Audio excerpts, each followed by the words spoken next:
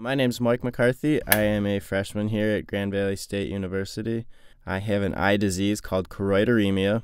It's a genetically inherited disease. It's transmitted through the female, which is my mother. She carried the disease in her genes her entire life, but was not affected by it. Females are the transmitters, but they do not get affected by the disease. I was born with it, and I cannot see in the dark. I was diagnosed around the ages of 3 or 4, and my parents noticed when I was starting to walk and do things on my own that I couldn't enter a room in the dark, and they noticed things before I could speak that were just different.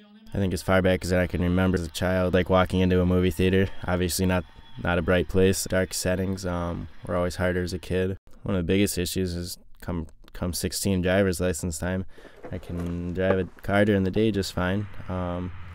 But at nighttime I don't drive. Settings that I'm familiar with, as in a bedroom at home or my house in general at home, I feel that those settings I could in pitch blackness or in very dark lighting, I could efficiently move and operate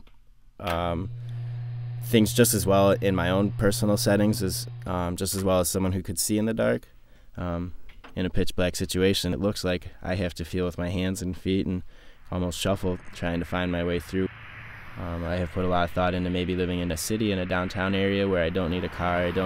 I'm not in the back of a neighborhood, and I don't need to drive to the grocery store and then the mall. Everything's right in the town, and you can walk out your apartment in the downtown city, and you can navigate yourself to everything. And you can use the public transportation, the buses, subways, trolleys, and things like that. It's nice to know that some of the people that I'm around it's in their brain to remember to mention.